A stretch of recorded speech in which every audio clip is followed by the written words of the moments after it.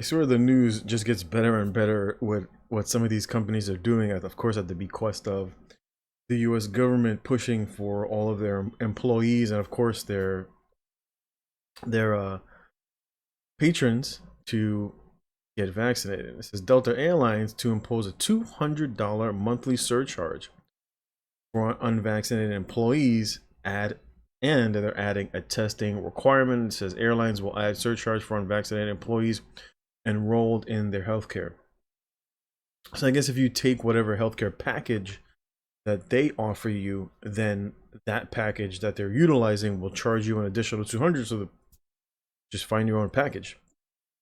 Problem solved. It says Delta Airlines is stepping up efforts to get employees vaccinated against C19, introducing measures including weekly testing requirements and a monthly health insurance surcharge for employees who don't take the vaccine. And it's weird because when you actually look at the numbers, right? Like when you actually look at the numbers, like let's just go United States, right? Let's go the United States COVID cases, right? So when you actually just stop and take a look at the numbers, we have almost much more than 3 times the cases post-vaccine from August to August. So what is it today? Today's the 24th, right? So today's the 25th. So we have as of today, the latest data is August 24th. So as of today, there are 151,000 7-day rolling average in terms of the cases. We look back last year at where there was no vaccine at that time, right? So we go back to August where there was no vaccine. Let's go to August 24th, and there were 42,000 is a 7-day rolling average. So we have more than 3 times the average. And then you can also see the spikes. If you look here, you see all these blue lines at the top. All these blue lines up here are just basically the spikes that happen. And then you have some days where there's normalization. Maybe it talks about it, in relation to like the weekends and stuff. But I think last year you actually had people working over the weekends, I believe. But in any event, as you can see, that we have 3 times, and this is in the whole country. You can pick apart different areas.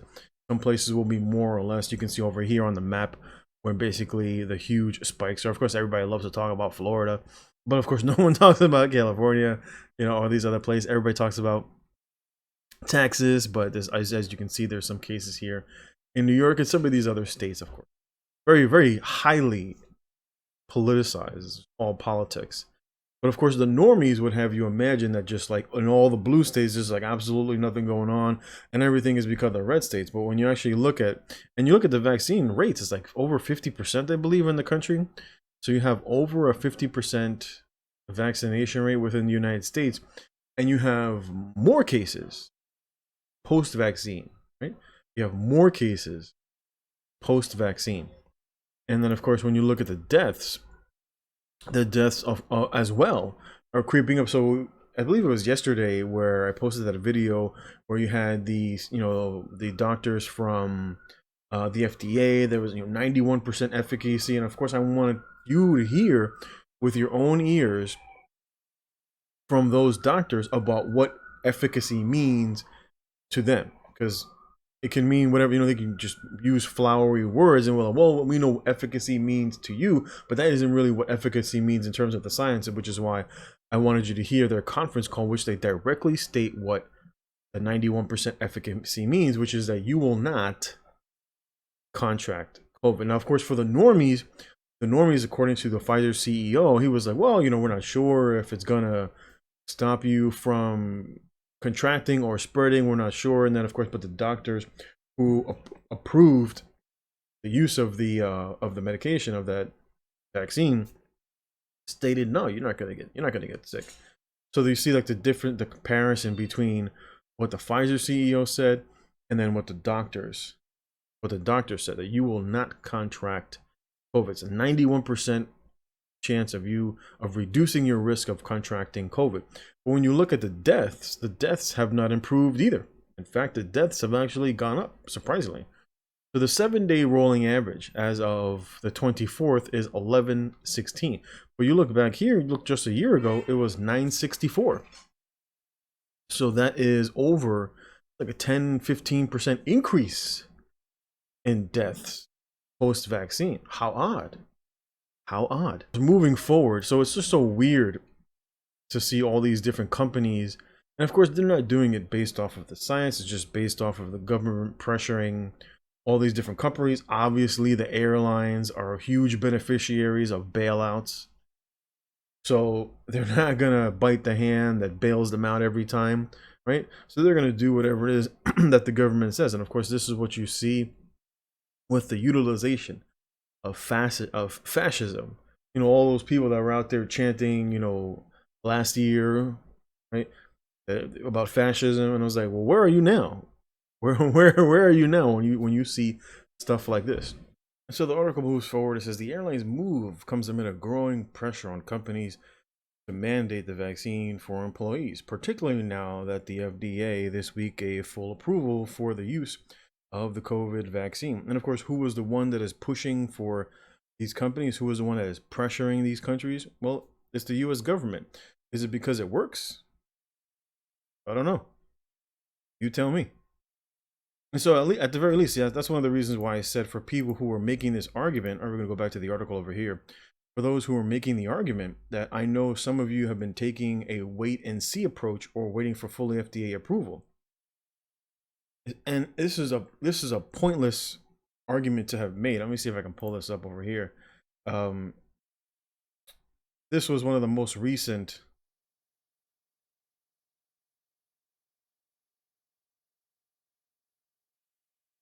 which is a pointless argument to make, because when you look at who the former FDA chief is, he is now sitting on the board of Pfizer.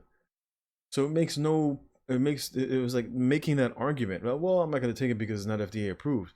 The guy who is on the Pfizer board is the same guy that was a former FDA chief. So stating that as your reason is faulty. And of course, they catch you in your own faulty logic.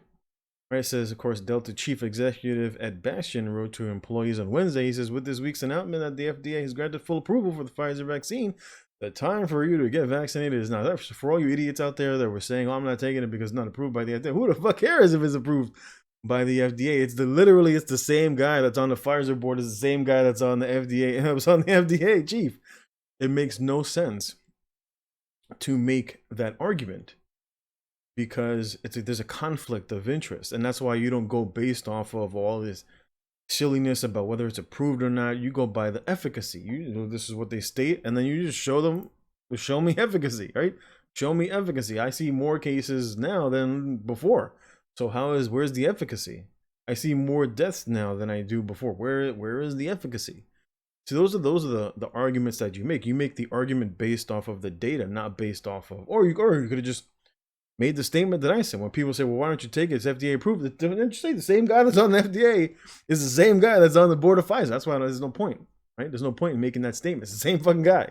Same fucking guy who was stating whether or not it should get approved. It's the same guy who's on the board of directors. It's like, this is obvious, but this is what you see in corrupt governments. This is what you see under a corrupt regime. And it's been way for a long time. This isn't something new. It's just now that it's just so overt in your face. The corruption is just in your face that a lot of average people that are just like, they just can't go along with it because they see the corruption. They see the corruption is so blatant. And this is what you should base your decisions off of, not based off of whether it's approved by this particular it doesn't even make sense. Like, oh, this government agency didn't approve it, so I'm not going to take it. It's like, you're already stating that you already have an opinion that the government is corrupt. Who cares if it's been or not, if it hasn't been approved? The corrupt government didn't approve the medication that I think is suspect. Like, what? Like, how did you think that you were gonna win based off of that faulty logic? But this is what many of you, and that's what people ask me. I never tell people, oh, it's not FDA approved. No, I say the shit don't work. I say I don't think it works. I point to places like Israel. I'll be like, look at Israel. Israel, most vaccinated country, seeing spikes threatening to close down their country. You can take it. I'm not saying whether or not you should take it or not, but at least have the arguments that you make. be sound arguments, not arguments that will lead you astray. Like these are the arguments that lead you astray, right? Now that it's FDA approved, are you gonna take it? It's just hilarious. The even more hilarious part is now that it's FDA approved, then the Pfizer CEO says the Pfizer CEO says vaccine resistant strain says Pfizer CEO says a vaccine resistant coronavirus strain is likely to emerge, and this is from yesterday. So this is exactly why this is the sort of logic that you got to go with, right? It says Pfizer CEO Albert Bourla told Fox it was likely that it was likely a vaccine-resistant strain to emerge. He says he could make a short tailor-made for such a variant within 95 days of its discovery. Right? So it's like, don't worry about it. I was like, I know that there's going to be a couple of mutations they're going to bypass. They're going to bypass our vaccine, but give me 3 months. I'll come up with another concoction for you to take. And this is where you're at. This is oh man, this is basically where you're at. But this is what happens, right? The old adage, right? What were you a principle that was taught to many of us was what a tangled web we weave when first we practice to deceive. Gonna leave it there. You're free to read the rest of these articles. Of course, feel free to like, comment, and subscribe, and I'll check you out next time.